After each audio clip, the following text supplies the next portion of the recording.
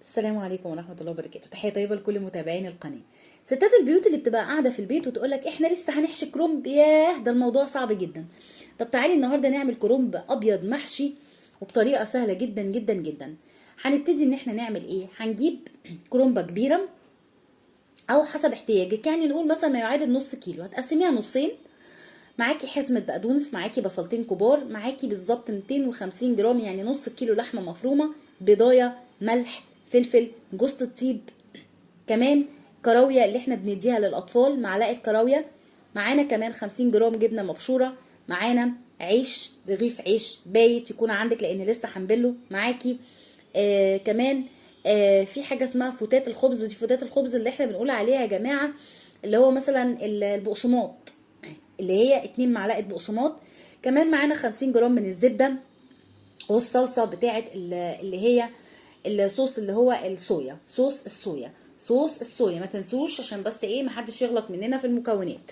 وندخل على الطريقة. هنعمل ايه؟ هنشيل الورق الخارجي بتاع الكرنب خالص، تمام. ونقطع الكرنبايه النصين ونسلقها في ميه مملحه لمده 25 دقيقه. ونبتدي ان احنا ننقع العيش البايت في الميه، ونجيب البقدونس نخرطه عليه وبصلايه رفيعه جوليانو، نقطعها جوليانو. ونجيب اللحمه المفرومه نخلطها مع البصل مع العيش البايت مع البقدونس والبيضه والملح والفلفل والكراويه وجوز الطيب. ونبتدي ان احنا نقوم مفرغين نص الكرنبايه زي ما احنا شايفين، نص الكرنبايه يتفرغ. ونجيب النص بتاع يعني النص الكرنبايه اللي احنا هنفرغه ده مش هنرميه، لا هناخدوه ونقطعه قطع صغيره جدا جدا جدا، ونبتدي نخلطه مع الخليط اللي هو اللحمه. هيبقى معايا الخليط اللي انتوا شايفينه الجميل ده. هنحط كمان شرايح البصل ونبتدي نشوح البصل ونحط الكرنب اللي احنا قطعناه عليها.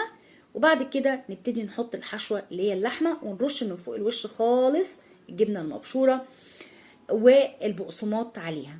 عايزه اقول لكم ان الكرنب المحشي ده وجبه لذيذه وتحفه، وقسما بالله لو جربتوها مش ممكن ابدا هتقدروا ان انتوا تنسوها.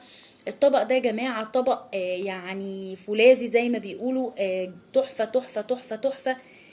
طبق البقسماط مع الموتزاريلا مع الكرنب مع الجبنه مع اللحمه مع العيش اللي هو اللي المنقوع في الميه، مش هتحسي خالص ان انت بتاكلي كرنب، ومش هتدوخك بقى ومش هتتعبك، وفيها قيمه غذائيه عاليه جدا جدا جدا.